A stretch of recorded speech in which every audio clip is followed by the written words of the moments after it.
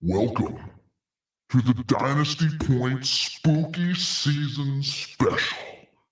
Let's get spooky.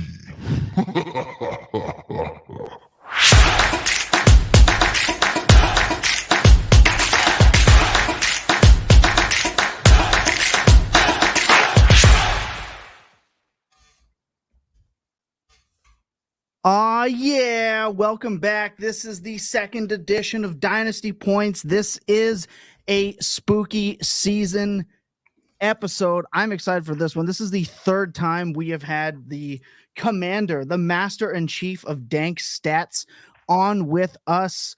It was previously, well, Full Tilt Dynasty, but now, of course, as mentioned, Dynasty Points. If you're new here, we just have to tell you, we are not a news show.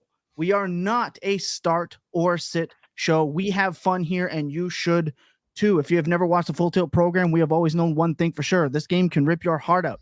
Just when you think you have all the answers, well, we can tell you we don't have all the answers. No one has all the answers, but what we do have is a very particular set of skills we've obtained over a long career. And with those skills, we will always try to give you the most actionable and transparent advice possible.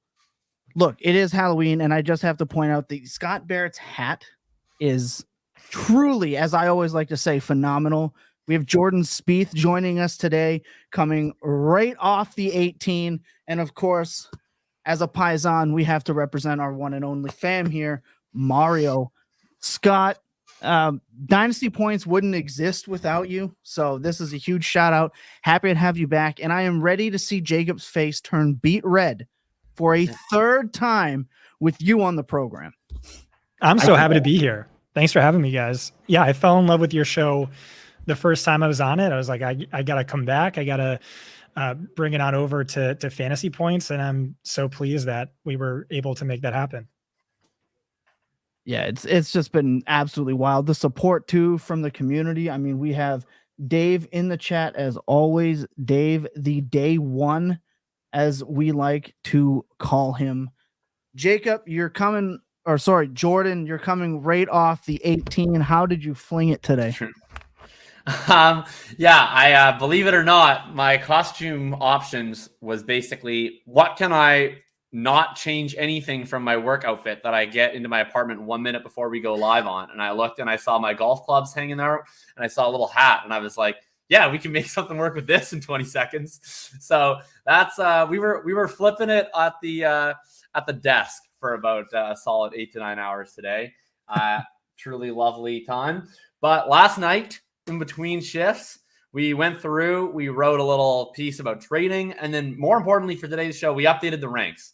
I update every second Wednesday, but I knew Scott was coming on, and so figured just for Scott, we'll stay up the extra couple hours, get a Monday rankings update out there so that Scott can rip them to shreds. It's so good. I don't think Scott's come on this program. I think last time it was arguing the P line of Samaje Perine versus and it's been a great year for your late wide. Has there ever been this good of a year for late wide receivers? It's like the greatest year of all time. I'm not a late wide receiver guy. I just think backup running backs are inherently worthless. Yeah, I mean, I would argue Kyron Williams. I'd argue Droke Ford. I'd argue Deontay Foreman. I'd argue Gus Edwards. All right, running backs with only injury upside to start are worth it. I guess how do you decide on this stuff though, right? Like Jerome Ford had only injury upside to start, and he's starting. Yeah. Gus Edwards had only injury upside. He's starting. Yeah. And like Kyron Williams didn't require an injury. He required a unique set of circumstances. But I think that's fine. Like a bet against Cam Akers. Like I had so much Darrell Henderson the year before and like no Cam Akers. A lot of it is tied into like my inherent draft philosophy, which is I want to be acquiring premium running backs and I want to be acquiring them only in the rookie draft. So I just like do a startup. I full on punt. I have 0 running backs. And then I just slowly amass them from there where I grab premium guys like DeAndre Swift, Bijan Robinson, or I trade away peanuts for like a James Conner, who like David Montgomery, who was so cheap in drafts all offseason. There's a guy, Mari DiMercato, the line of DiMercato. There's no longer the P line. It's now the line of But Demercado. my whole thing is like, what is 5 weeks in the middle? 5 weeks of low end RB2 production in the middle of the season worth, and to me, that's just not really anything. I could be understating the impact. Well, I'm glad you asked that. I'm glad you asked that because I think this set off, like, your last appearance on here set off a really fun discussion, I think, on Twitter and various Discords and whatever. And one of the things that came from that was the question of format. So, like, when you're discussing this, in your mind, like, what is the format of the league in which you're describing this strategy? Super flex, start min 2 running backs, start min 3 wide receivers, min 1 tight end premium, and then like 3 flex spots.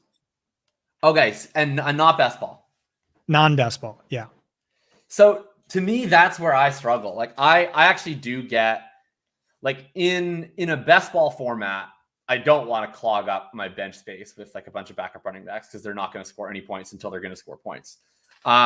In like, I want to have like the gross, like Justin Watsons and like MVSs and stuff like that. That's what I want my 28th player on my Dynasty best ball bench to be, because like they might get in my lineup one day randomly, Brandon Powell or whatever.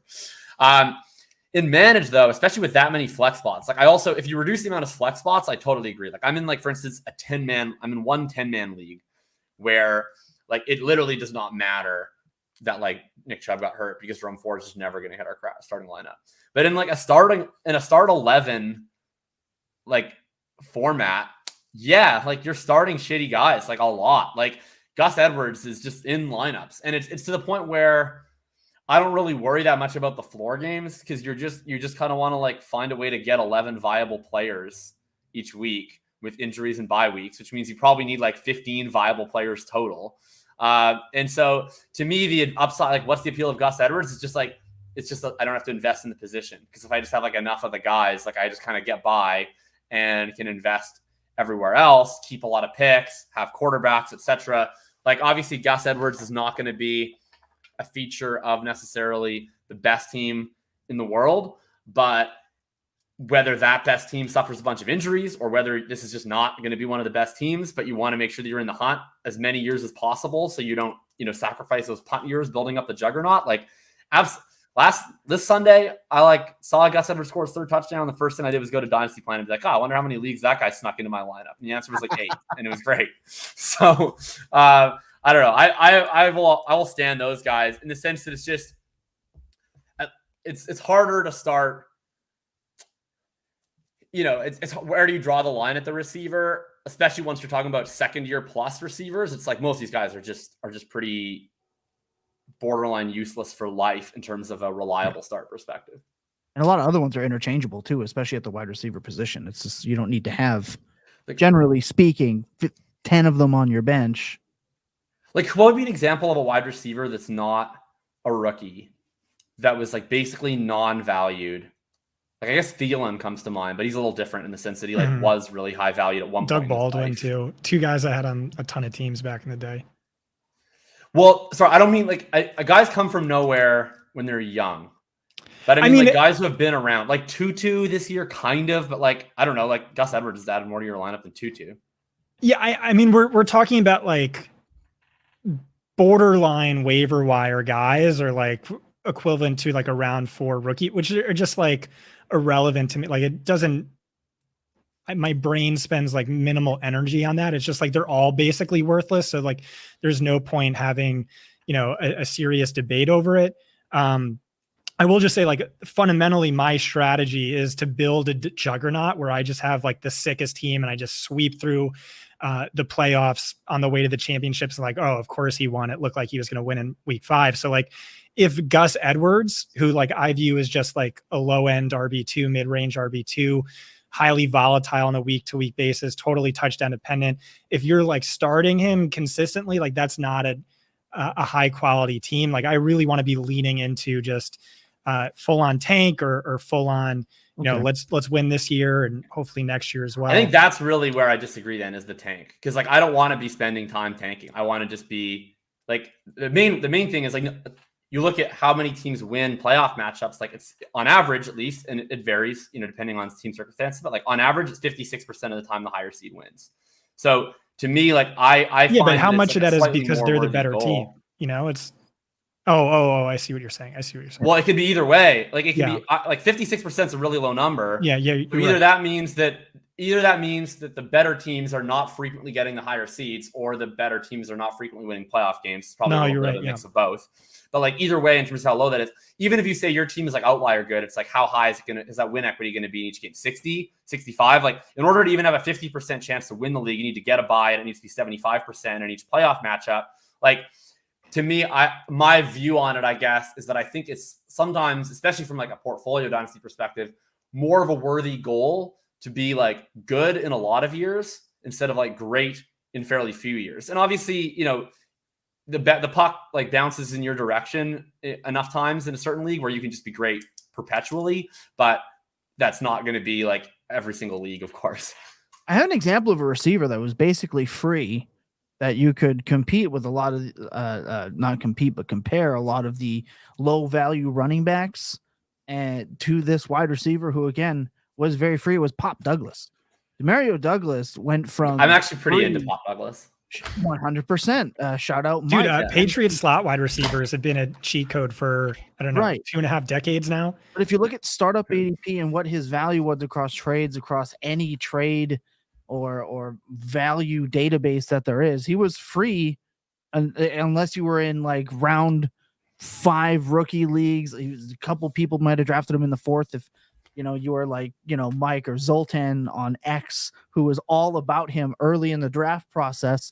Chances are he was free, and you could have easily got a Gus Edwards or someone like that. Now all of a sudden Pop Douglas has risen from the ashes to be quite valuable. So if we're picking a receiver that was free early and who's young that popped, it'd be Pop Douglas. Tom, I'm going to do this thing called a segue here. If you wanted to get a wide receiver with a similar ADOT, a lower targets per route run, a lower yards per route run, who is the same year of experience, you could have Zay Flowers. And that's one of the guys that Scott wanted to talk about as being overvalued in my rankings. So I obviously say the Pop Douglas thing with the tongue in cheek because I quite like Zay Flowers. But that's a guy where I think probably, I don't. What's the consensus on him? Is he third, fourth among rookies right now? Yeah, I think he's probably pretty clearly third until Addison has kind of ascended in these last couple of weeks. Scott, you have concerns about him. I assume you don't like that he gets a bunch of gimmicky touches, and you wish that those would go to other players. Yeah, so you kind of nailed it. A lot of it is just, what did I say when I was on this show in the off season? It's like, to me, he profiles as like an extremely overrated prospect and not a round one caliber wide receiver. I still believe that to be true. And like nothing has happened to move me off that. So I'm still going to stick with that.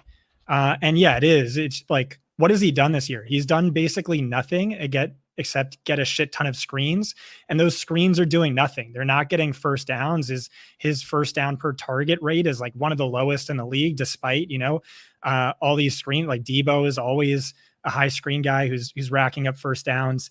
And that's really like the entirety of what he's done. So you look at the PPRs and you're like, oh, sick. Right now he ranks among all receivers. He ranks 15th in receptions.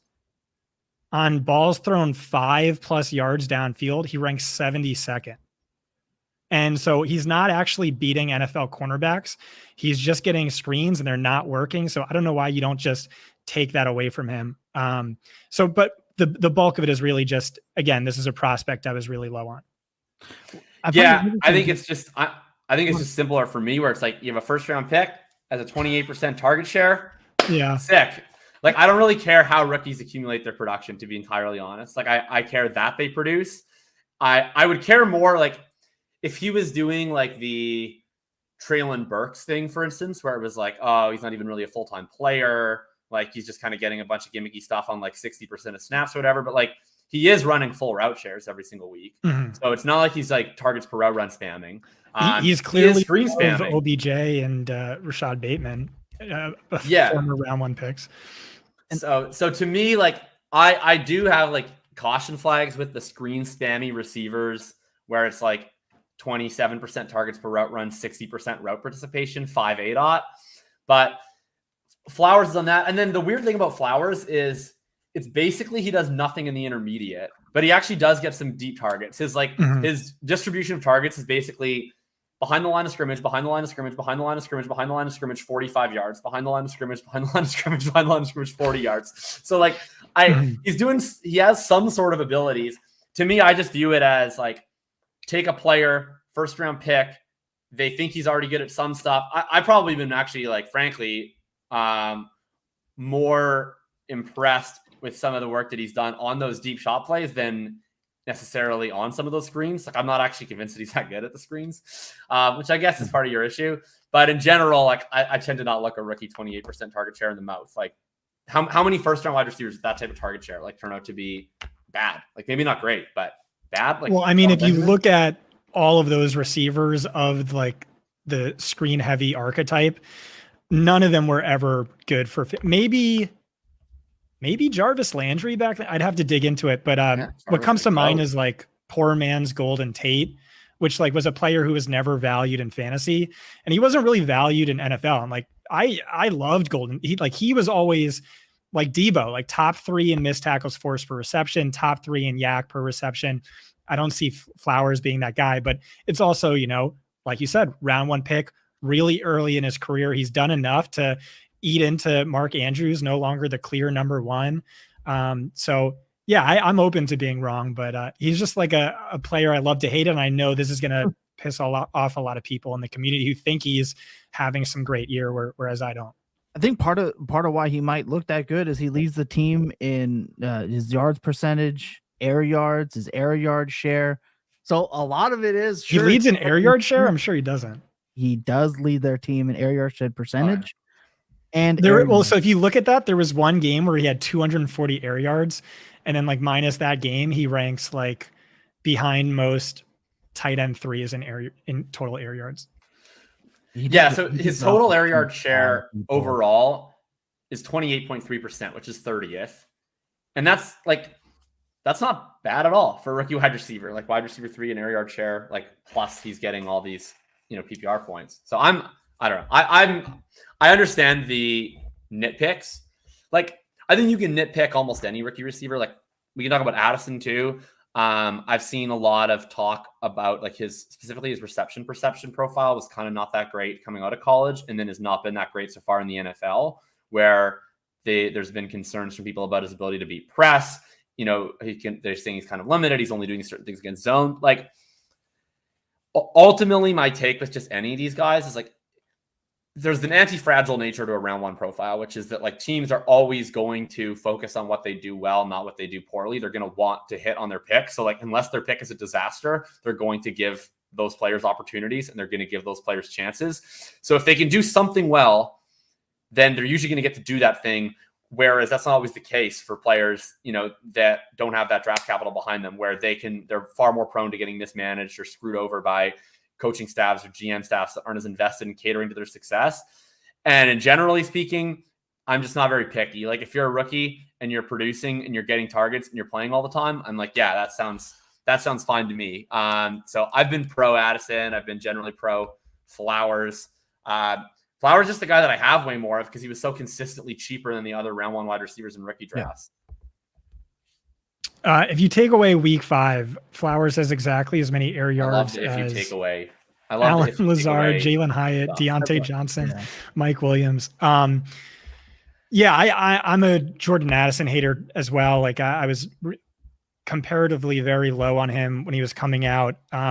Again, like I'm trying to resist the urge to nitpick, you know, over reliance on touchdowns. He's kind of only doing stuff against too high coverage. I don't think he's a true wide receiver 1. And then he fell into the nut spot and I'm like, all right, I'm going to get crushed.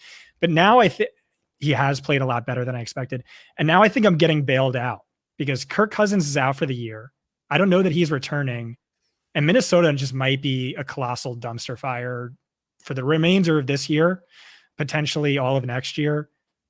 So there's a lot of volatility to that for a player I was already not too high on. So that was another ranking that made me pause. Yeah, Cousins is like the absolute GOAT of fantasy value. Like it sucks.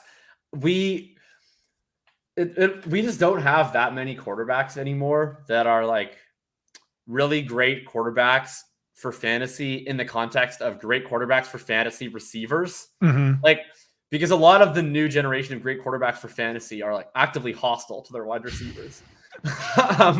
Right? Like, whereas I just, the prime era of like the Matt Ryans and the Phillip Rivers, the Tom Brady and Ben Roethlisberger, like, that was great. We just had so many offenses that you could reliably expect to like throw for 4,500 yards. Every drop back becomes a pass attempt. And Cousins was one of those dudes. He was the absolute best.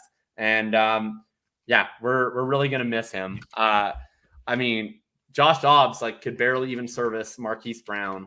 So I don't know how he's gonna service Justin Jefferson, Jordan Addison, and TJ Hawkinson. He is gonna service TJ Hawkinson. TJ Hawkinson already is like, I've been comparing him to Cardinal Zach Ertz this entire season, and then now it's just going to be like even more annoying. Like, he's going to have 17 targets for 13 catches and 22 yards. Like, I hate it. Right. I just think that there's enough. You want your rookie wide receivers to produce. So I'm definitely more inclined to agree with Jacob, where I think if we overanalyze their production, I think it's just going to lead to. All right, but then why do you have JSN right next to them when he's being outproduced by Jake Bobo? Yeah, I'm curious what your take is on JSN. Like, I assume you at least liked him as a prospect on like these. I said he was the second coming of Keenan Allen. Okay, so this is the interesting one in that Puka's been undeniably great, although I still have like some nitpicky concerns with him too, honestly, just because I'll always would rather nitpick the round 5 guys. Flowers and Addison have been like very productive. If you want to nitpick, you can nitpick. JSN has been not productive. Better the last few weeks, certainly.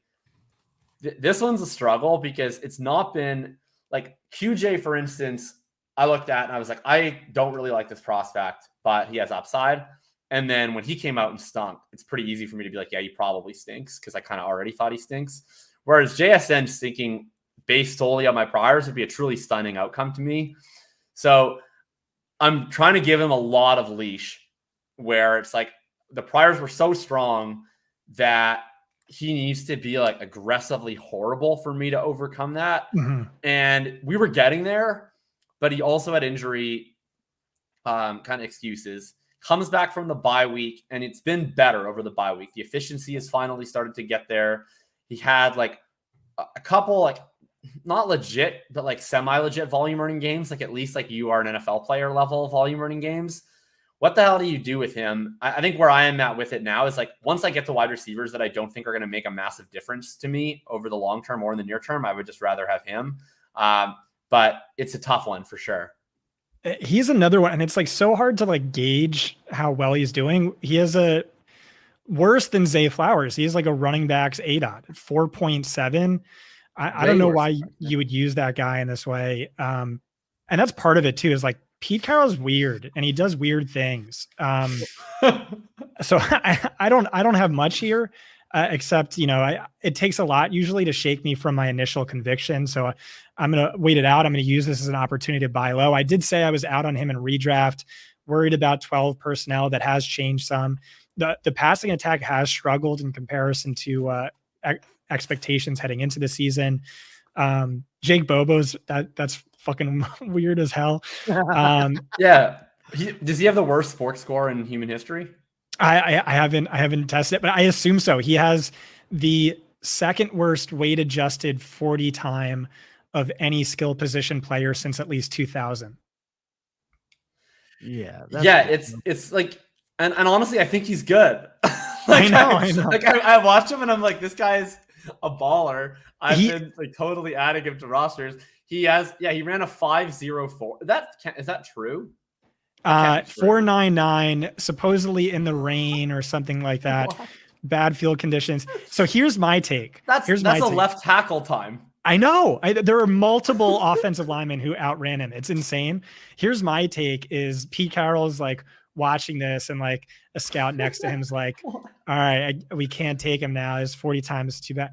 No. You know what this showed? He came into this. He ran knowing he was Right. going to run slower than an offensive lineman. This showed tremendous moxie. This showed grit.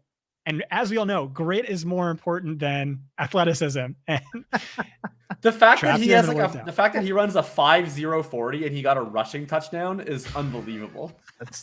They were like near the goal line and they were like, let's give him a scheme touch to the guy who can't break 5 in the 40. It's not like we have DK Metcalf on our team. Like what? Pete Carroll It just was an knows ball. Absolutely psychotic thing to do. And it worked. Who was that tight end last year? Who was like, for some people, he was like the tight end one in the class, and then he ran just an egregious 40 time and he didn't even get drafted. oh, Jalen Weidermeyer. Yes. Yeah.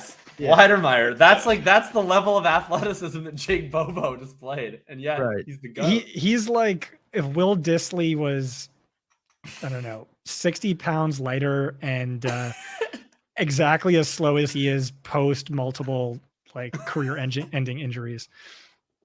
Well, I just want to point out with JSN, I think the reason why some people are not relenting on his rank has to do with we kind of expected his playing time to be limited if you just knew the Seahawks at all, because they run a ton of 12 personnel. He wasn't immediately coming in and taking Metcalf's spot, and he definitely wasn't taking Lockett's spot.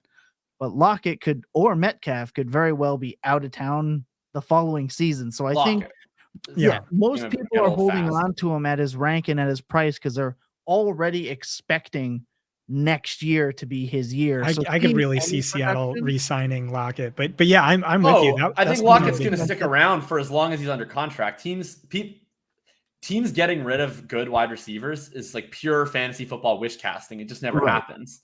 But like this year, Mike Williams and Keenan Allen were going to leave, and Lockett's going to leave, and like people like always look at these legitimately good NFL wide receivers that are 30, and they're like, they can get out of this guy's contract, and it's like, why would teams want to get out of contracts? Like Marquez Valdes-Scantling signs for like $12 million a year. Gabe Davis is going to get a $50 million contract this year. You think teams want to get out of Tyler Lockett's contract? Get out of here.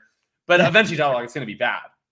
Right. Like, but he does not have that many years left of being good. I just think all they needed to see was some of their priors confirmed, and now they've done that big touchdown right this week. Just crazy things happening. This week was actually impressive. Yeah. So people are seeing their priors confirmed, which is giving them a reason to hold at his value, which is why I don't think you're seeing the drop because of situation or circumstance. The talent over situation people are frothing at the mouth for their JSN, and they're not going to move him down.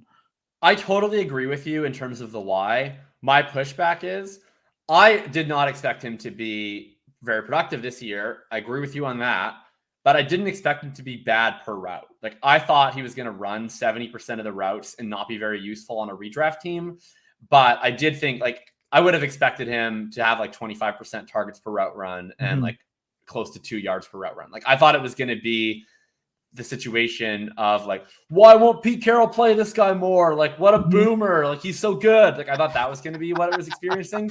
Not like, oh, he has 1.17 yards per route run. They're more efficient out of 12 personnel. And actually, I'm more aggrieved at Noah Fant's usage.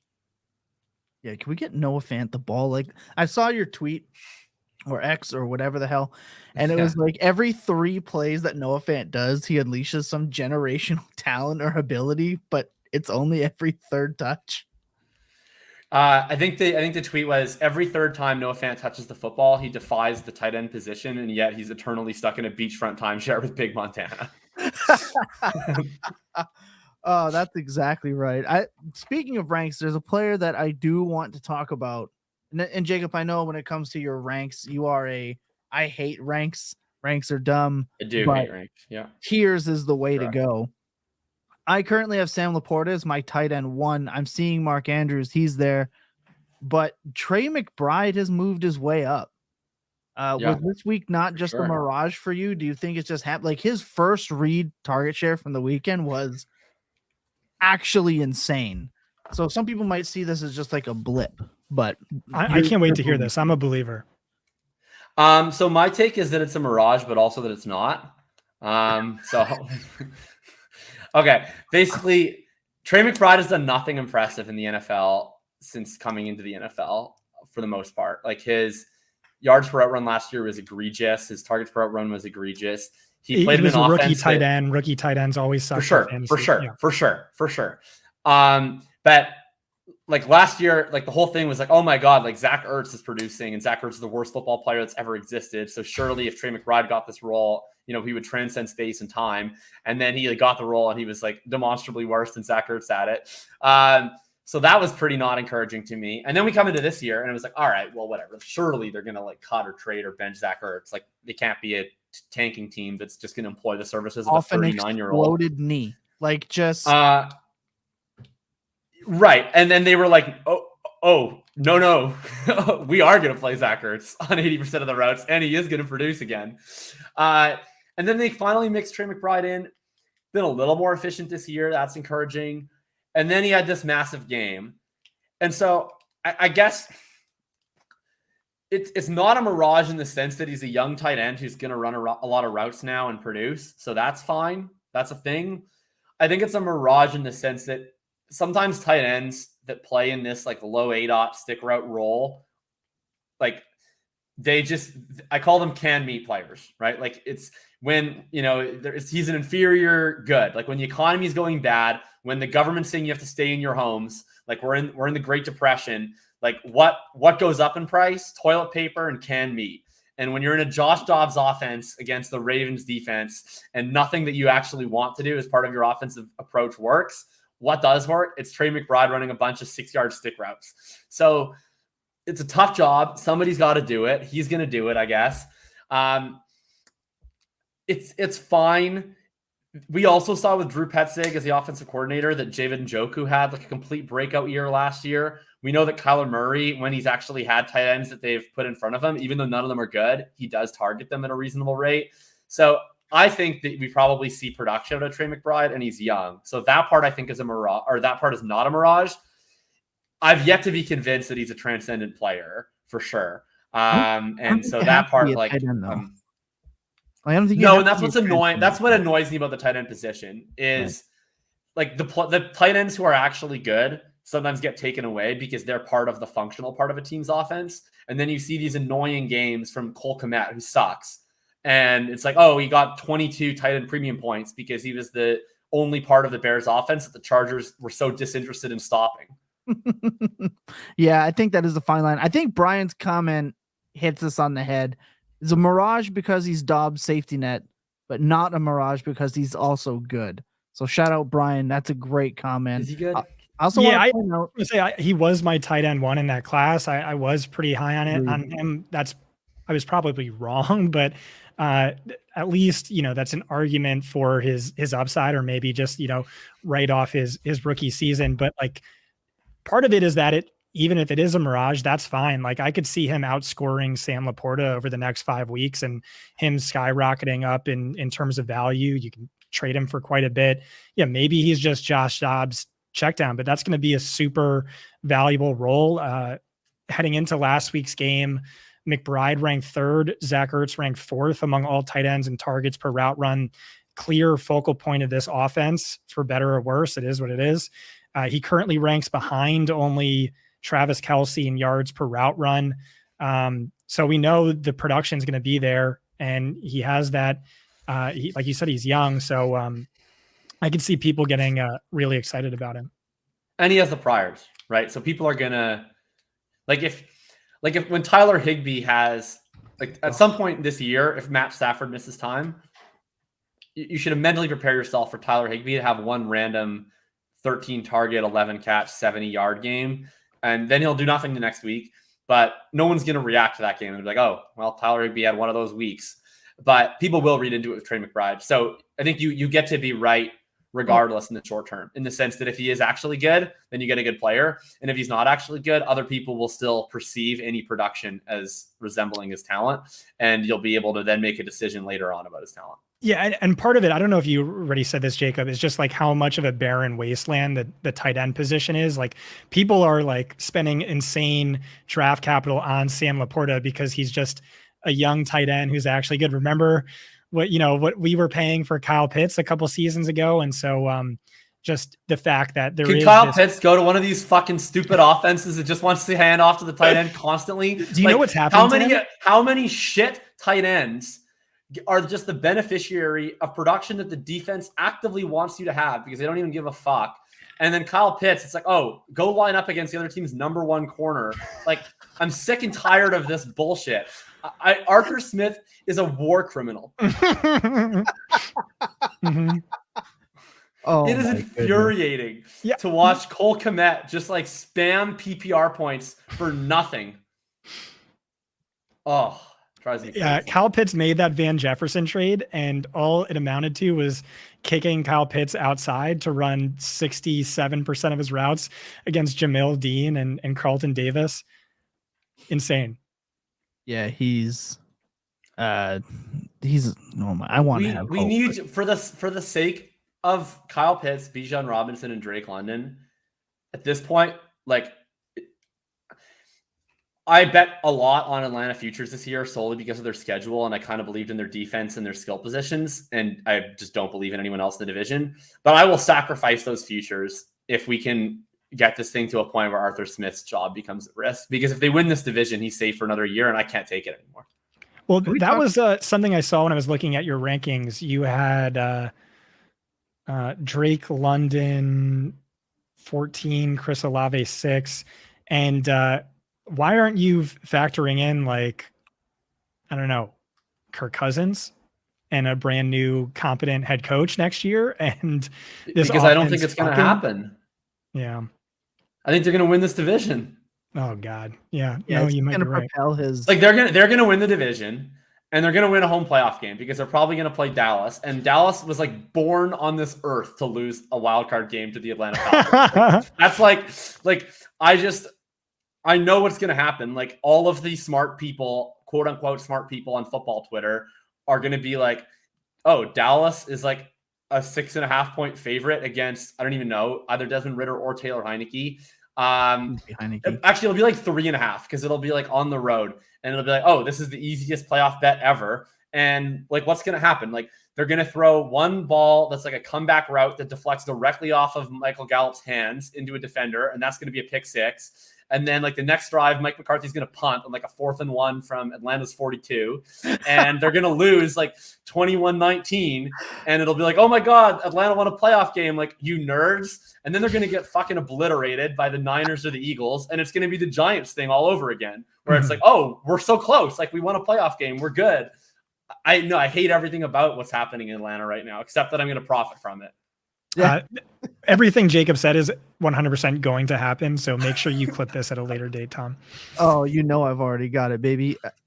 Speaking of the Atlanta defense, someone that I did not realize how high you had him after one game, but Mr. Mayonnaise in his coffee, Will Levis, jumping Justin Fields, Jared Goff, Sam Howell, some of the other mid tiers is going to aggravate. He had a better game than Justin Fields has ever had on an NFL football field.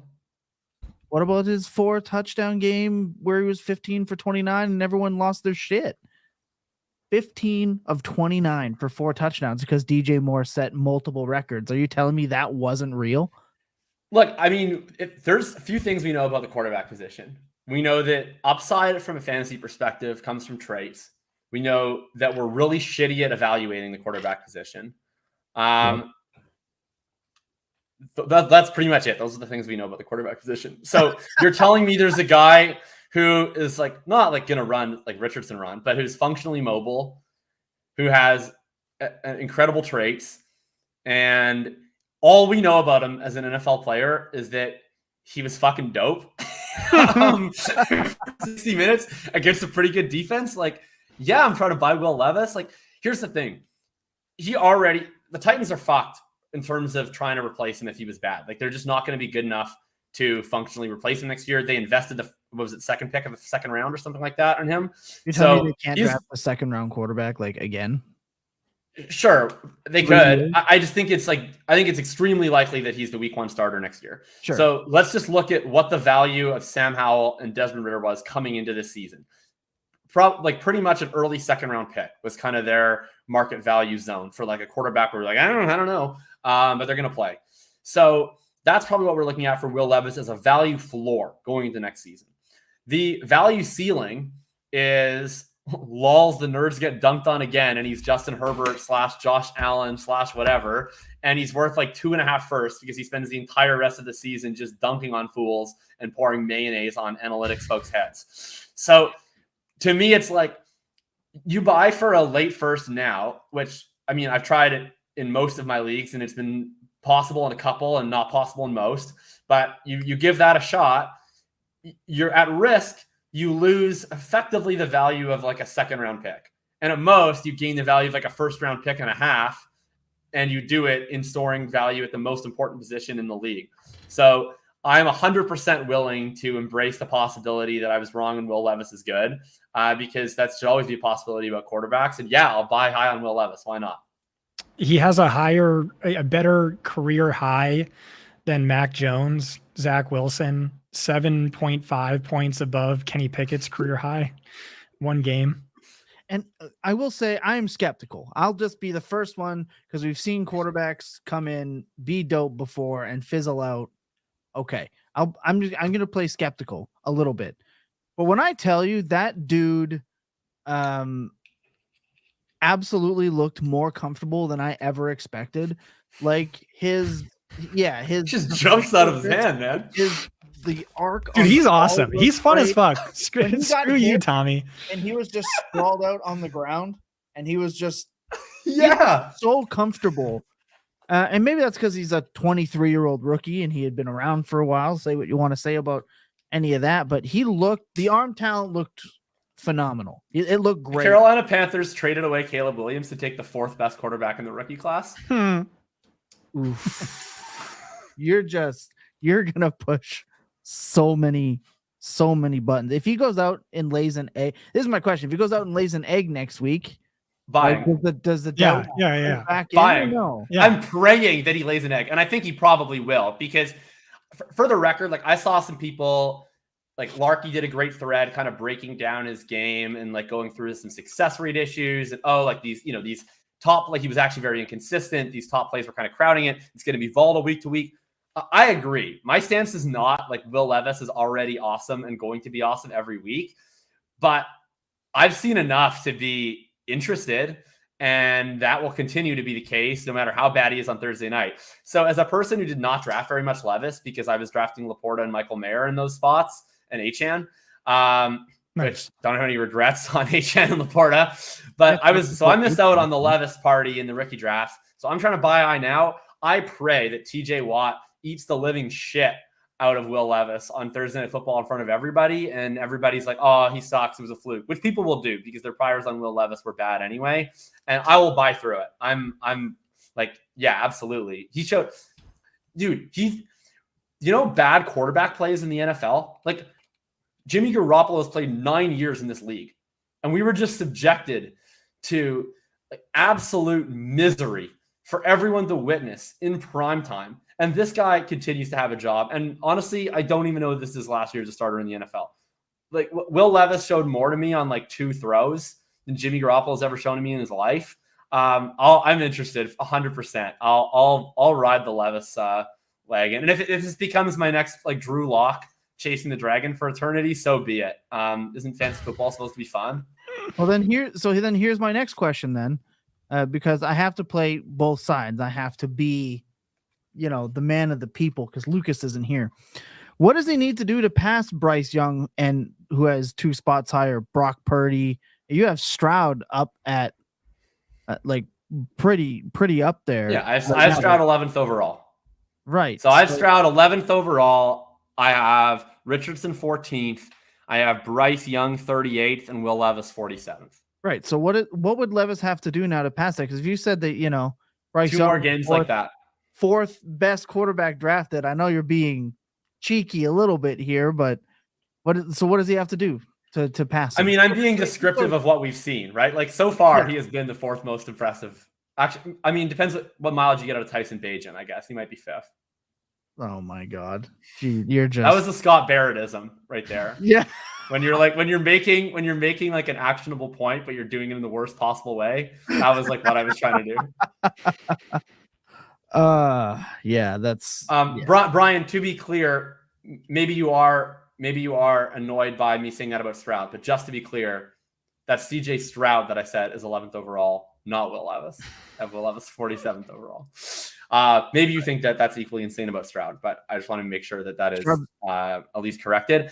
A legit baller. What would Levis have to do? Honestly, if he does that again this Thursday, I'll move him ahead of Bryce Young. My priors with quarterbacks are loosey goosey, to be honest. Okay, he goes from a bottom 7 matchup to a top 10 matchup this week. Who knows?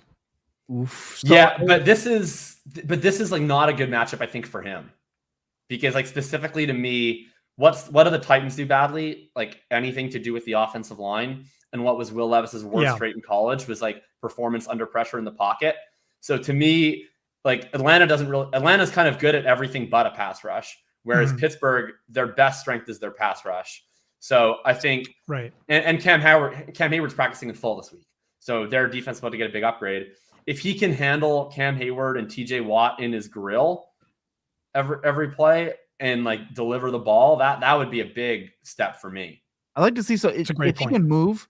I'd like to see him if he can, and he looked pretty comfortable in the pocket. Let's rewind that. In the pocket, he looked good dropping backwards. I like to see how he steps up and out. That's kind of the classic elite trait for NFL quarterbacks, but I do think you have a point here with him. I mean, Brian, he disagrees, but that's the life of quarterbacks. Everyone's got their quarterback. Where do you guys have Stroud? Brian's saying 11th overall is a hot take. I didn't think it was a hot take. Yeah, I think it's a hot take.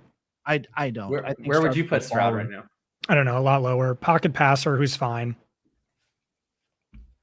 I mean, rookie quarterbacks just aren't very good very frequently. That's just my take. Rookie quarterbacks are usually dog shit, even the good prospects and even the ones who end up good. So you mean a rookie quarterback who was a good prospect and then is good? I don't know. Functionally, he's not that different to me than Justin Herbert and Joe Burrow. I see a ceiling of high-end mid-range QB2. I guess it's valuable in what? Super flex. Why? Yeah, he doesn't run. There's not a ton of okay, his offensive play caller, but Burrow doesn't run. Cousins doesn't run. Goff doesn't run. Purdy doesn't run. Well, I love Purdy. I don't care about talking about the Goffs and whatever because they're QB2s, but Joe Burrow is a mid first round startup pick. Yeah, but he's a mid QB1. He was a generational prospect in my eyes. Stroud, I don't know. I think the jury's still out. There's a few games he looked good, and a lot of them didn't look great last week. Maybe that was more on the play caller, which I think is fair. But I don't know. I don't see Kirk Cousins for fantasy has been awesome. I don't know. I don't see that upside with Stroud, or there's nothing that's kind of pointed me in that direction. He's been a fine sort of Purdy-esque game manager in a Shanahan style offense with another one of these genius play callers, but who he'll be tied to for presumably. Yeah, no. Well, unless he leaves, he really smashes and he leaves this year, but yeah. Right. I just think when the options the quarterback landscape right now is disgusting in Dynasty. It's absolutely that's fair. Yeah, that's fair. I could just be missing the macro. Yeah, so you have truly 5 leads. Even Trevor Lawrence looks shaky at points. I'm ready to have. He's super shaky. Yeah, I'm ready to have the conversation about Lawrence coming up. Jacob, let me before you. Yeah, I gotta miss that episode. The Lawrence stuff just triggers me. Why? You only have Stroud 2 spots behind him in Dynasty. So that's fine because I'm all in for Stroud. I just like Lawrence. I don't view it as a either or. I'm just saying the people who don't like Trevor Lawrence. They trigger me. I think, and it's usually the same people who always trigger me with quarterback stuff. It's the EPA bros who fell for the Jimmy Garoppolo banana and slipped on that and whacked their head on the cement. And then are doing the same shit with Brock Purdy. And it's the same, and it's the Baker people. It's all the people who the extent of their quarterback analysis is a Ben Baldwin chart. And then they post about how is Trevor Lawrence actually good? I don't know. It's you could watch the games, I guess, is my take on it. I just think with quarterbacks, so much of it is dependent on your system and your scheme that you're in. Trevor Lawrence is consistently graded out better by qualitative metrics than quantitative metrics. I'm just totally a fan. If you want to have the conversation metric that what matters. is an 18 point per game quarterback worth to you in Dynasty, that's totally valid. But in terms of the discourse of like, is Trevor Lawrence actually good? I think it's bananas. You know what's a metric that matters to me is like fantasy production, and it's just really not there. If you want to stack up his 42 career starts against like any quarterback ever, 42 career starts, he's like even with Blake Bortles in a lot of stats and below guys like Baker Mayfield, Jared Goff. It's really rough. And so the film thing, I had a conversation with our film charters about this because I'm like, yo, I'm just out on Trevor. Because one of my PFF buddies like really thought he was an overrated prospect coming out. And I'm like, yeah, I don't know. I'm getting ready to just like bail on Trevor Lawrence. And he's like, no, you don't understand. Like the throws he's making are sick, and like dig into the data suite and you'll see on throws 10 plus yards downfield, he has one of the highest accurate throw rates, one of the lowest catch rates. And it's like, oh, wow, he's due for regression. And then that same guy came back to me. He was like, yo, I watched the tape. It's ugly for Trevor Lawrence. Here's what he's doing wrong. Sloppy footwork, something about like his back foot coming up off the ground. And then he's just like, has the opposite problem of Justin Fields, who like can't get through his progressions. He goes through his progressions way too quickly and rushes everything. I don't know. Maybe those are all fixable traits, but it's just like, have we ever seen anything from Trevor Lawrence? And we're now halfway through year 3. I mean, have we ever seen anything from Trevor Lawrence? Like he had 3 good games at the tail end of last season. What's he done this year? He has been far better in real life than fantasy. Like he's piloting if he's so good, why is it like a run heavy offense that like cleans on its defense? Point per dropback is 0.01 better than Gardner Minshew. Oh, I think that the fantasy discussion of Trevor Lawrence and the real life discussion of Trevor Lawrence are two different discussions to me.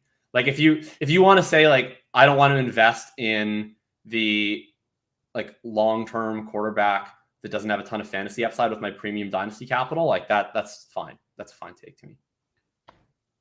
Okay. I think they're kind of interrelated.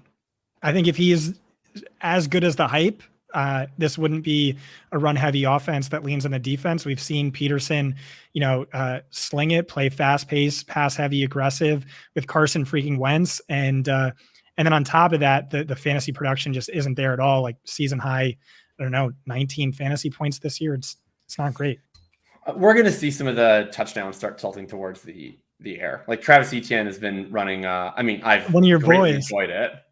So I'm not complaining about it by any stretch. Like I would prefer that Travis Etienne just continues to get 2 touchdowns every game. But the best thing possible was the 50-yard go route touchdown to Etienne from Lawrence this week was like, that was my pants off moment of the day for sure. I just think part of the Lawrence discussion. You gotta like Etienne though, right? Like nobody can Oh hell yeah, Travis Etienne now, other than like bitter film people from 2 years ago. He's awesome, dude. Yeah, I traded 2 late ones for him, and I'm prospering right now. If Tank Bigsby was named John Johnson, he would have went round 7. It was Travis Etienne goes to the medical tent. He pulled a Deontay. Tank Bigsby comes in, immediate fumbles, and Doug was like, Travis, I don't give a shit if you're injured. Get the fuck back in. Oh, it was truly glorious. Sorry, Tom, being the worst today. I'm just here to push. I'm just purely trolling at this point, but did you hear Doug Peterson give the comment about how like Travis just has the hot hand to describe a 91% opportunity share? Hey, seeing as how we have it's one of the most it was like objectively the funniest use of hot hand. And I love it because my case on hot hand has always been like, actually, if you think the running back that you stand is good, you should like it if the coach says we're going to use the hot hand, because you should have enough confidence in your takes that the running back you support's hand will be hot. And so I would like the Jaguars to continue riding the hot hand 90% of the plays instead of the hand that fumbles every time he touches the ball. You know who said that a few days ago though? Shane Steichen. Yes. I have a slight love-hate relationship with Shane Steichen. It's mostly love. But the running back usage is starting to aggravate me. He's just got to ease his workhorse back in. Look, we've been at it for almost an hour. We could, with this group, I truly think this could be 4 hours long. But for the sake of people listening and, people who, I don't know, have things to do, I don't know. But is there anyone else that stands out that you guys really want to hammer home today? Yeah, I got one. This, Okay. I'll be honest, Jacob, this greatly upset me. Oh, okay. I see Chris Olave at wide receiver 6 and Rashid Shaheed at 58. I don't know if that's a joke, but like, why isn't Shaheed 6 and Olave 58? Was that the mistake? Well, I have there's a good thing that you're on here this evening, Scott, because we do a really fun thing here where when you have a problem like this that you seem to have with Shaheed, we have something for that and for the people that I'm ready to get back in too. So let's get into it. Tonight, the Honorable Judge Thomas Tipple hears case 117 between the people represented by Scott Barrett v. RTDB, represented today by Jakob Sanderson. In this court, there are only facts, only right and wrong. In the world of Dynasty Fantasy Football, there are those who are right and wrong. Tonight, a verdict will be reached. We take you inside the courtroom right now. Yeah. So again, I don't know if this is just like a typo or something. Because part of Scott, first off, there will be order in my court. You're out of order. As I mentioned, this is a court of law. I, of course, am your always honest, never swayed judge. I am Judge Thomas Tipple. Joining me, as always, is obviously the GOAT, Judge Judith Scheinlin, here to see over proceedings. Look, this is the way it's going to go. If you're new here and new to the program, this is what happens. The prosecutor will lead with his opening statement. The defense will also get an opening statement. We will hear the cases, rebuttals, and closings for the argument. Jacob, you are prosecuting these heinous ranking. I'm prosecuting? I'm prosecuting. No, we have. I'm out of order. You're out of order. Not, this whole damn court's This out of whole order. court is out of order. You All right, can't handle the truth. all right, that's enough. Look, we had to make it so Jacob went first. This is how I had to do it. So Scott, I could go understand what first. was going on? Jacob, please. I need an opening statement. Okay, well, I'll just establish like the reality that we live in, which is that Rashid Shaheed is nice and cute, and they let him run 16 routes this week. So, the reality is Gus Bradley is what we call a prehistoric species in an NFL that is currently adapted towards altering how do we stop explosive plays. Gus Bradley just continues to roll out the same blah quarters coverage that he's been running like it was 2011. And literally in the huddle, Derek Carr went to Rashid today and he's like, every single time you see quarters, I don't care what route you're assigned, run straight and I'm throwing to you. And that resulted in 158 yards and 3 touchdowns, was it 3 catches, 158 yards, and was it 1 touchdown, 2 touchdowns, 1 44-yard catch from Taysom Hill randomly. Rashid Shaheed, we have seen Rashid Shaheed, I don't know how many times. I liked his name better when he was Deontay Hardy. I liked his name better when he was Devery Henderson. I liked his name better when he was Robert Meacham. The New Orleans Saints are reliable for 3 things in our lives. They're reliable for continuing to operate as though the salary cap doesn't exist by a complex money laundering scheme. They're reliable for turning this impressive money laundering scheme into somehow just trying to go 8-9. And they are good at making a random unheralded player that nobody's ever heard of from a goofy college into a 3 yards per route run cult hero on Twitter who then never does anything. You talking about Tyreek Hill? Oh, did he play for the New Orleans Saints? This is the thing. If he played for any other team, but I believe Deontay Hardy just got alpha by Khalil Shakir. So one day, Rashid Shaheed will be playing on some NFC team and will be outpaced by a Boise State day 3 player, and people will be wondering where our yards per route run went. Also, Rashid Shaheed, I would like to sue in a counterclaim in this court for theft, specifically for theft of Caleb Williams, because I have Rashid Shaheed everywhere, and no one wants to pay anything for him because Scott's not in any of my leagues. And so he just sits there on my bench, contributing like 27 max points for, robbing me of the first overall pick in any league I don't want to win in. And I just don't have the heart to cut him. And I certainly don't imagine I'll have the heart to cut him with Scott. So that's my case and my counterclaim. Okay. Scott, the floor is yours for your opening statement. Yeah. So first, I'd like to shift the focus away from our good friend Rashid Shaheed with best name in fantasy. That's worth something to me. Back over to Chris Olave, and I'd like to enter into evidence Exhibit A, the fact that he's a late declare wide receiver, which means he sucks by Jacob's own admission. Episode 47. Wait till you see how many years Rashid Shaheed spent continuing his education. He's 2 years older. You have then got a post grad degree.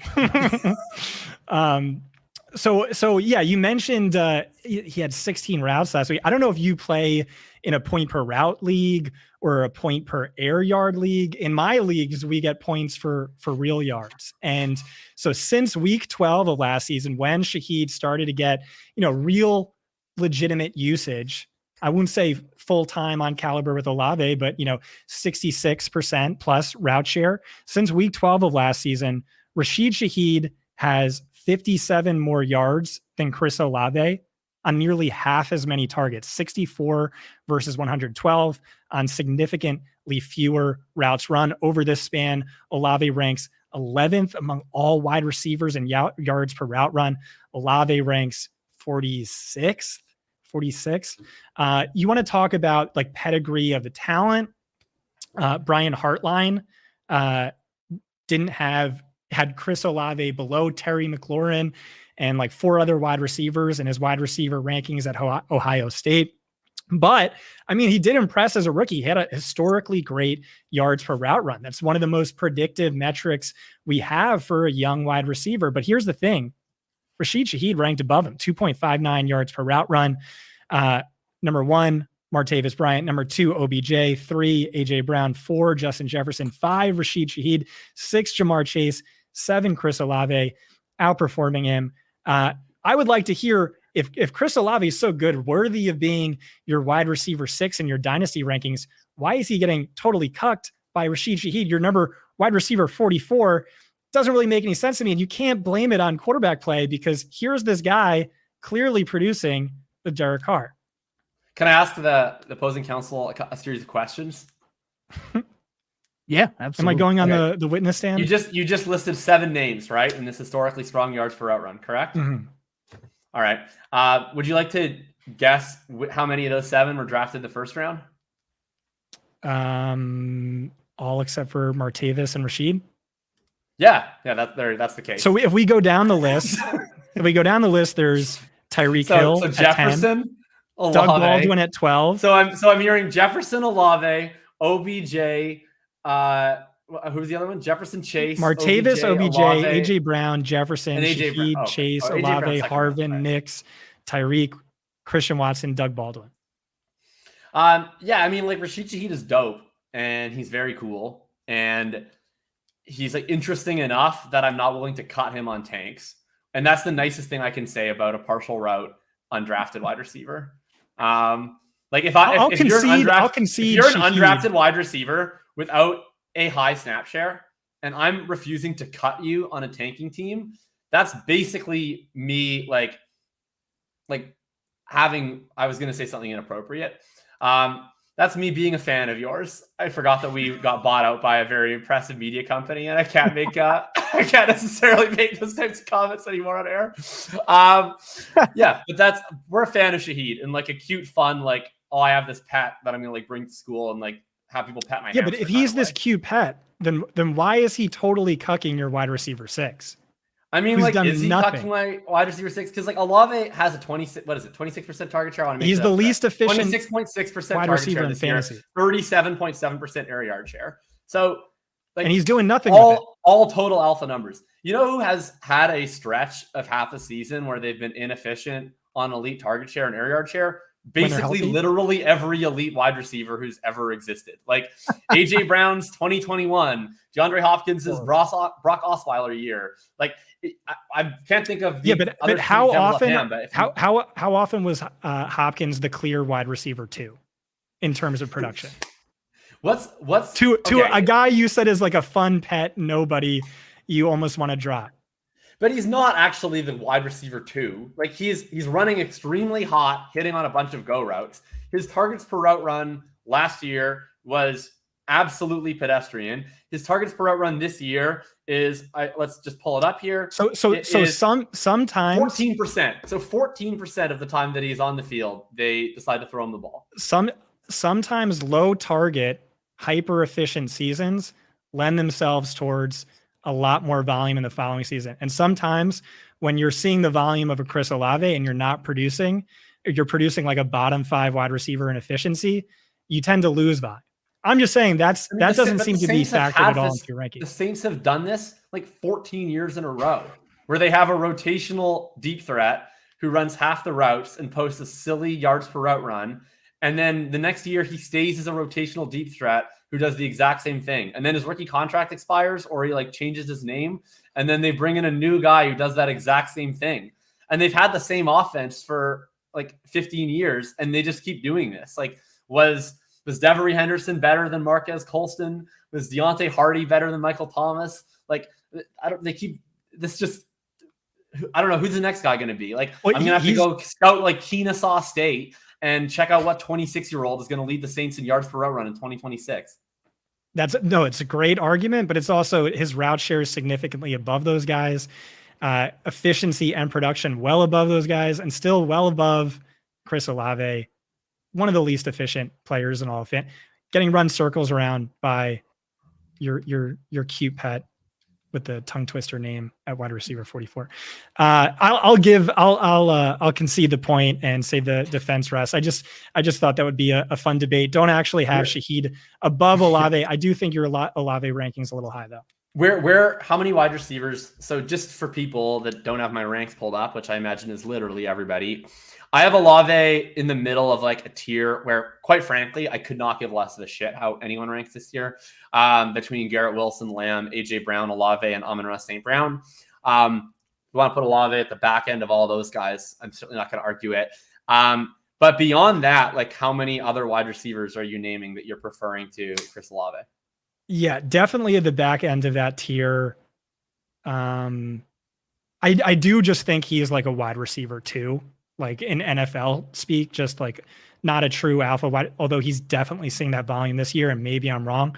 And last year, and every game he's been in the NFL, where he was outproduced by Rashid Shaheed throughout the entirety of it when he had a near full-time usage. Jalen Waddle, I can make a case for. Puka is like really interesting. We could talk about it. Brandon Ayuk, I think it's really close. Drake London, I would probably have above Olave. I just think he's a better player. Yeah. I mean, I have no massive problem with that. Like, you'll never get Drake London pushback for me. I'm an absolute stan. It's just that offensive environment is just like horrific. Like Drake London, like I'm never questioning whether to start Chris Olave on a weekly basis. Like, I know some people who like tilt more than I do but there's like nothing in his actual profile in terms of his target shares, air yard share, the overall offensive functionality to where I'm like, do I start Chris Olave this week or Tyler Lockett? But like Drake London, like it's like literally what's his ceiling in a given week in that offense. It feels like getting to 20 points would be a Herculean accomplishment in the Atlanta Falcons offense. So that's why I can't do it with London when I think that they're broadly comparable. You get That's London fair. It does feel like quarterback upgrade. If they sign Kirk Cousins next year and they have literally any coach other than Arthur Smith, like Tom Tipple's the head coach of the Atlanta Falcons next year. I mean, even with he's a top five. That's former record-setting in the high school ranks offensive coordinator Tom Tipple. That's true. I mean, even with Arthur Smith, like people are discounting how bad Desmond Ridder and Marcus Mariota are. Like this is like arguably less hospitable than Zach Wilson. You want to pull up the last comment because that's exactly why I'm wrong in this debate, and Jacob's right. Yeah, Adam Harstead like beats this drum. Volume is efficiency. There's typically a reason the low route share guy is, capped in terms of routes. He's just their zone beater. He's not much more than that. And the target, like I'm calling Chris Olave a DFS regression candidate and a buy low every week in my own articles.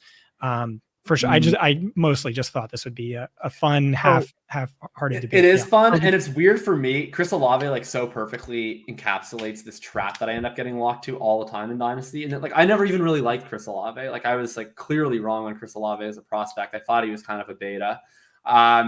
And then like you always I don't know how many times I've gotten into the situation where there's a player that I don't really like who then runs bad, but then I've become like the like truther for this player who I used to dislike. And it's tilting. I dislike it like very much. Like I originally had him above Garrett Wilson because I was like, well, Garrett's in like the Zach Wilson hellscape and whatever else.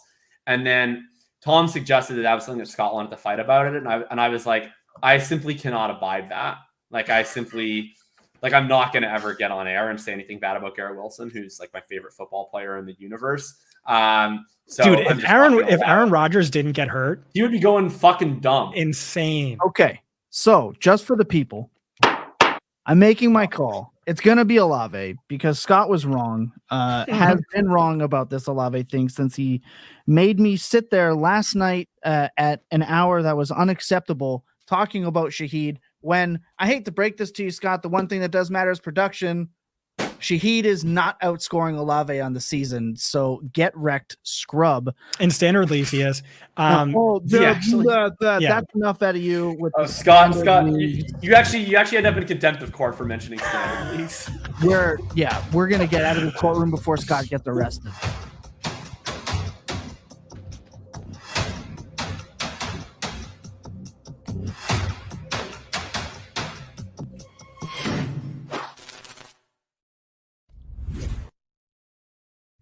Okay, look, that little introduction to the old people VRTDB. There is one more sentimental farewell we have to do before we get out of here. Look, fantasy football is ruthless. Fantasy football is heartless. It will get your hopes up and it will shatter your hopes and dreams, which is why here on Dynasty Points tonight, as we are accepting great loss, whether it be for legal / wasn't good enough to get on the field anyway, or high hopes, had a terrible jersey number and is just hashtag not good. Tonight, we say goodbye to 2 fantasy assets on our Dynasty rosters and Dynasty futures. Jacob will let you take this away with the eulogy of Sky Moore. Go ahead. I was promised that the sky was up. I once said that the sky was up. And there were people like one Scott Barrett who embraced his inner Chicken Little to say, the sky is falling. The sky is falling. And alas, I tried to hold up the sky with all the might that I had. But unfortunately, my hands, just like Sky Moore's own hands, catching literally any pass that's ever thrown in his direction, failed me. And in fact, the sky has collapsed on my face, on my hands, and on my Dynasty rosters. Mr. Moore, you replaced the dream of an ascension to the heavens with a descension into a bottle of Sky brand vodka, in which I'll fall into oblivion, never again take a small school early declared beta without any lateral athleticism, who on Father's Day gives a call to Dwayne Eskridge. Rest in peace, Sky Moore. Oh, a truly sad time for Jacob. Where I'm happy that you were able to. It was better than he deserved, Jacob. Yeah, well, yeah, that guy fucking blows. That's walking out and someone finally says what everyone's thinking. It's actually a funeral home to an. I actually have a funny mob boss. I have a funny story on this where like I was in Vegas for the first game of the season. And so I was drafting some teams, whatever. And so we were all at this watch party with like a bunch of fantasy guys, specifically a bunch of ship chasing guys. And of course, like Sky Moore became kind of like a weird brand play, just because his name was Sky mostly, and he was just every nerd's favorite receiver. And so I'm watching this game with Pat and with Ben, and we're just like watching Sky Moore just repeatedly drop passes and not get any separation. And like in the second quarter, like, and we're just also getting progressively more drunk as this is going on. And at first it was like, guys, Sky might be like really bad. And then like towards the end, it was like, this guy fucking sucks. Like, what's happening? Well, oh man, it was over pretty quick. I don't know how for 2 straight years I've taken the position of literally I'm going to draft any Chiefs wide receiver with a semblance of upside on the offense with Patrick Mahomes, and surely one of them has to hit, and how that somehow continued to be a losing proposition. Like you'd think that that's an unlosable take of just they have 7 wide receivers. I'll draft them all and one of them's got to hit, but apparently not. I guess kind of Rashee Rice is hitting, but like not even really. He's top 10 in yards per route run, and he hit a season high 55% route share last week, number 1 among the wide receivers. I have no idea what they're doing. It's not working. It's stupid. Well, I give an honorable mention to Kadarius Toney in regards to the Chiefs wide receivers, because he also blows. Has also been bad. But speaking on another Chiefs wide receiver, that if you were watching my on-screen introduction to fantasypoints.com, it was best ball breakdown. One Scott Barrett could not resist mentioning this player's name from the 4th round all the way down to the 18th, and tonight he says goodbye to one of the loves of his life, that is Justin Ross. So Scott, another name with 1 more Y than anyone needed in it. Yes. Scott, when you're ready, feel free to discuss. The floor is yours. Thank you all for coming here today. I know it's never easy to say goodbye, especially when someone in the prime of their life or playing career is taken from us too. I'm sorry. Let me start over. Yeah. Justin Ross was a great man. Well, okay. Apparently he was a piece of shit, but he was a great wide receiver, at least once upon a time, as a freshman at Clemson, competing for targets against older players with day 2 draft capital or Pro Bowl pedigrees, players like T. Higgins, Amari Rodgers, Hunter Renfrow. He led the team in receiving yards despite not starting a single game. 4.98 yards per route run, the most by any player in college football history. He was productive again the following season, but then after that, diagnosed with a congenital fusion in his neck or spine.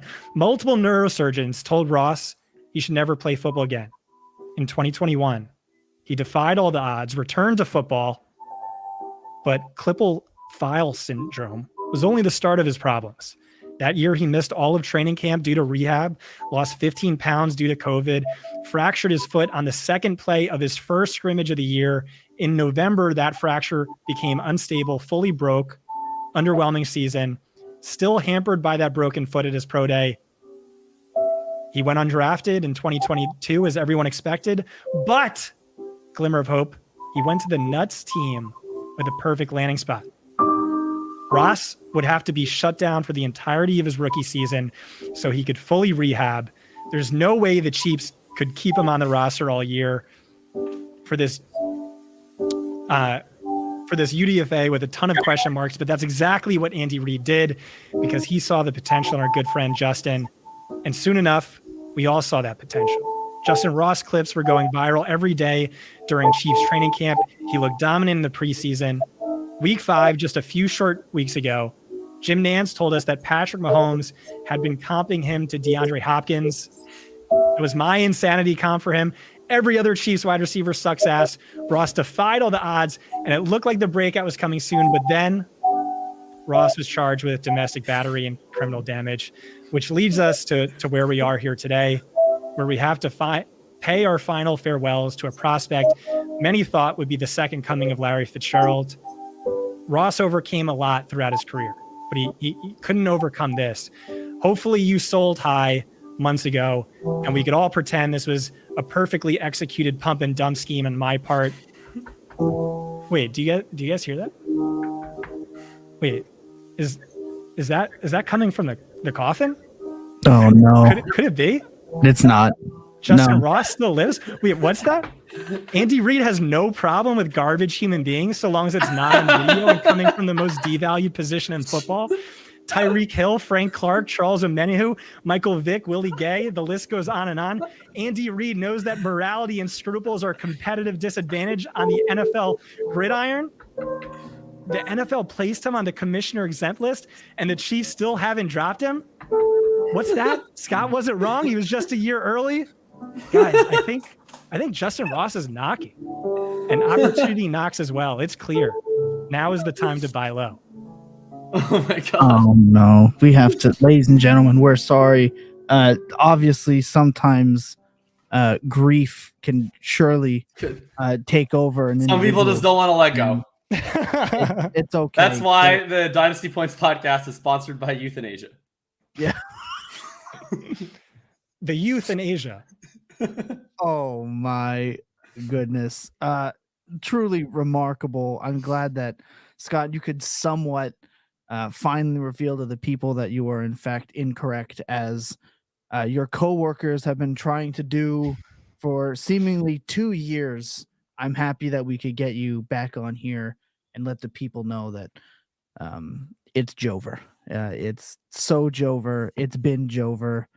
And I'm happy that we've managed to get here. Look, to send it off. Look, Jacob, we're not going to do underdog picks this week because we've just had so much, but I will get us to run through our player picks for the week. This was our most successful week ever doing this game, where one of us just didn't have nothing but zero. See, Scott, That's true. the crowd is still on your side. Never wrong, just early. Forever raining down in the chat from Liam. Scott, what we do here is, I know we're a dynasty show, but we need to have some sort of competitive edge. So seeing as how Fantasy Points covers day 1 and day 2 of the rookie draft very well, Full Tilt / Dynasty Points will be live the 3rd day of the draft, as we were last year. What we do here is each one of us, Lucas not being here, he's on vacation, a very much earned vacation. We each pick a player with the quarterbacks that's outside of the top 15, running backs outside of the top 15, wide receivers outside of the top 25, and tight ends, because they are god awful outside of the top 10 in standard, just regular PPR, no bonuses, no nothing, 4-point passing touchdown, as basic as it can get. We pick a player from those weekly ranks every week. We total up the points at the end of the year. The winner gets to pick the beverages the other 2 hosts consume during the live draft. If you want to go back and watch, it's still out there. Jacob had Billy having a 6-course meal of Canadian classics, and Billy was almost unable to stay with us for the entirety of the evening. I can't wait for this year because I'm in the lead. And Jacob, because you are coming up last, although you had Carr, JT, Ridley, and McBride last week, you put up 18.3. Good week if you didn't go absolutely berserk. Correct. I did go berserk because I am the shit. You are coming up last at 330.38, even with a free week. So suck on that, hater. Who are you going with right now for week 9? I've got Taylor Heineke, where like, I don't know who's going to start, but I assume that if Ritter was going to start, that Arthur Smith would just say Ritter's going to start. So to me, like, any of this obfuscation just implies that Heineke's going to start. Like, nothing more perfectly Arthur Smith than finding himself into like is this guy benched? Is this guy concussed? Oh, media has like very rational questions about who your starting quarterback's going to be, or like why you didn't play him anymore after the first half. And he's like, you guys just don't understand. It's all very simple. I gotta hate that guy. Football, that's why. All that being said, Minnesota Vikings defense is not very good. And even as a Ritter rider, it's like 90% a bit. Like, I acknowledge that he does suck. So I think Heineke also sucks, but he probably sucks less than Ritter. The Atlanta Falcons offense is like actually kind of sort of fun if and when the quarterback doesn't play like total balls. We saw that against Houston. We saw that in the Green Bay game. We saw that for moments against Washington before Ritter started throwing picks everywhere. I think it's going to be a good week for them. And by all accounts, Drake London's fine. So that should help them out. And then we've got Jerome Ford, mostly because I want to do a little leverage play against Tom, who I need to catch up on this week. He'll get to his pick later. Also because Arizona is really bad. And notably, 22 of Jerome Ford's 26 snaps came in the second half. So my read on that is they were like, Ford is our ideal guy. We have no idea if we're going to be in this game or if he's going to be healthy. But once they found themselves in it in the second half and he was good to go, they're like, we're riding him, not this dusty old Kareem Hunt fellow. Deontay Johnson, absolute masterclass Deontay performance. Everybody should check out Scott's tweet about Deontay this week. He was truly up to his old tricks. But he was up to his old tricks with a career high air yards total for his entire career this week. His ADOT this year is up way above what anybody's ever expected. He's actually continuing to earn alpha target volume, but he's doing it on a legitimate alpha wide receiver ADOT. Pretty excited about Deontay against a porous Tennessee secondary. And then we've got ourselves Michael Mayer this week. The Giants, just scheme-wise, love to give it up to the tight end position historically under Martindale, and they're just bad. I don't know if Jimmy G is capable of feeding Michael Mayer, but tight end sucks, and I had to pick someone. So I guess I picked Michael Mayer. Yeah, you were late to the plunge. I'll read off Lucas's. Lucas's is coming in second right now, barely, but he has 343.84. He is rolling with Mac Jones, Zach Daddy RB1, and Indy Moss, Jordan Addison. That one's a rough one. We'll see what happens with who they start. And he's starting Cade Otton. I don't understand the Cade Otton thing. I think he sucks. That's fine. It doesn't matter. I'm becoming a tight end nihilist. All I want is tight ends who suck in bad offenses now.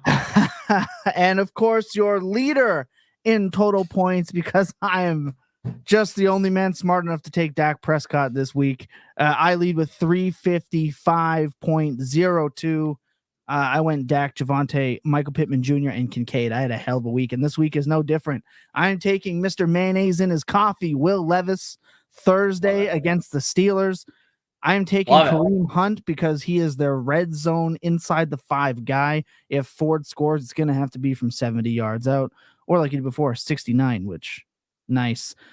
Jacob doesn't read very well because I had Deontay Johnson already.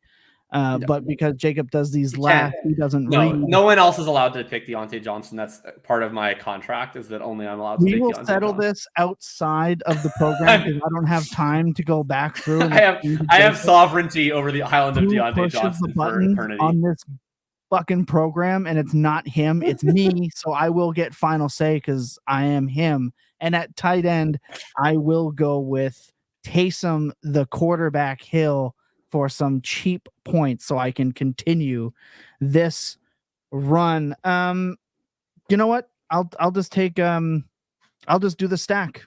I'm gonna take DeAndre Hopkins. Nice. I think I'm just gonna have to do it and take the stack. I'll do it real quick. I will take Hopkins, but I'll also point out that if Deontay Johnson goes absolutely nuclear, Jacob rigged it, and somehow that played a point in it. He will not go absolutely nuclear. A Deontay Johnson nuclear game is what he just did, which is 27 expected fantasy points, 18 actual fantasy points. No, Pickett's going to play. You think he's going to play? I don't think he's been cleared. Oh, has he? Okay, fair enough. Yeah. Fair enough. Okay, Scott, you're like the GOAT at going way deep into the micro analysis. Yes. And telling us who's going to beat this very specific coverage or team. This is like got to be up your alley. Like if you played on this, you'd win by 300 points. Who's going off this week? I'm still working on the everything report, which is all look back. Tomorrow I start my look forward. So sorry. All right. Fair enough. Right. So that's the program. That's what we do here. This is Dynasty Points. This is number 2.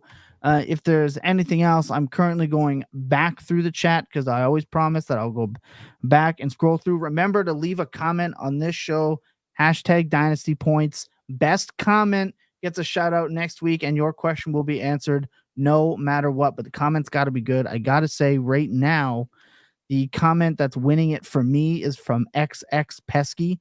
Pete Carroll is weird and does weird things. I don't think we should hold it against him, whatever he gets up to in his own bedroom. Brian's he's a freak. I know what kind of porn he watches. He goes into Pornhub and pulls up tape on that Patriots-Bills game where the Patriots ran the ball 40 times. Is Pete Carroll revenge porn? The Seattle. Do you think he chews gum while he watches porn too? He's just like definitely socks on and chews gum. I think his revenge porn would be like. Do you think he uses the gum somehow, like when he's having sex? Like, is he like?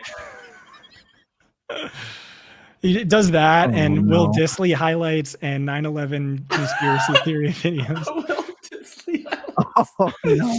Will Dissly has to have some sort of compromising information on Pete Carroll. Like that's the only explanation for his continued presence. One of the craziest stats is like if you looked at Will Dissly starts where he didn't get hurt, in like his first 16 starts without an injury, he was averaging like 20 fantasy points per game, and then he suffered like 5 Achilles injuries.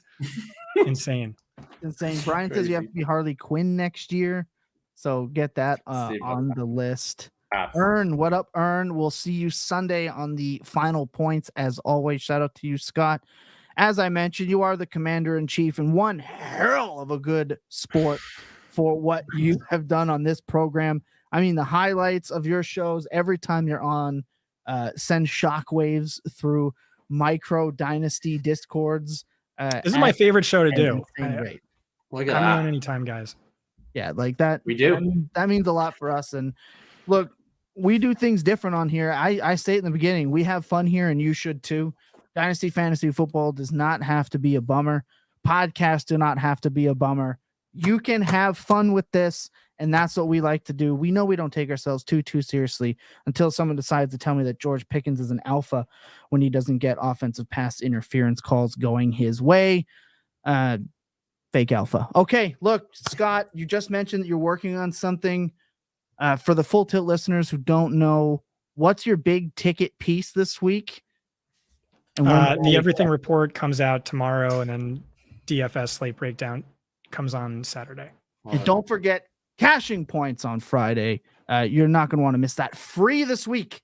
The first time this year Cashing Points has been free. Cashing Points will be free for everyone. You do not have to be a premium subscriber to get it. You're not going to want to miss it. It is the best DFS show out there. Jacob, you mentioned you did an early rankings buff just for one pimp daddy cowboy hat wearing gold chain slinging Scott Barrett. What do you have for thinking about thinking this week? And if you want the link to thinking about thinking, it is in the description. You're going to want to get it. That is Jacob's Substack. Yeah, a little different schedule this week. Normally I have the Sunday Drive, which is my like running back landscape column that comes out Tuesday morning.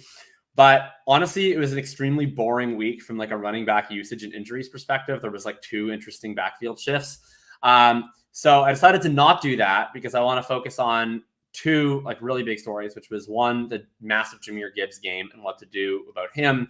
And then the second being, is my favorite player in the NFL horrible at football now? And so I want to focus on those 2 things. And since one of them happened in Monday night, I was like, we're going to switch the order. I have this Reasons to Trade and Dynasty column ready to rock in the hopper. So we're going to hit publish on that bad boy. That you can catch right now. I wrote about mostly Settlers of Catan, but also a little bit about fantasy football. And then you will have the modified Sunday Drive, mostly focused on Gibbs and Pollard on probably Friday. Love that. And if you're not subscribed to Think About Thinking, you should be. It is. And the ranks. I don't read a lot about fantasy football. It's just not my choice of media. But Jacobs is must read. Yeah, strong vouch. One of the sharpest minds in the game. 100%. And of course, for myself, well, I have my hand on pretty much most things. YouTube for fantasy points. Of course, we do have the Full Tilt Devi Pod that will go live tomorrow. And again, everything fantasypoints.com. If you're here, hit that sub button, leave a comment. Like I said, hashtag Dynasty Points gets your comment read potentially. Ask those questions. We'll see you in the Discord. Get in there. We have some fun things coming for content in the Discord. As Scott likes to point out, I say phenomenal a lot. And this show was just that. Absolutely phenomenal. It was perfect. This was the Halloween spooky episode. Truly just a great time. Good night, everybody. Remember that clear eyes and full hearts can't lose in your best days. They're always spent tilting. Good night.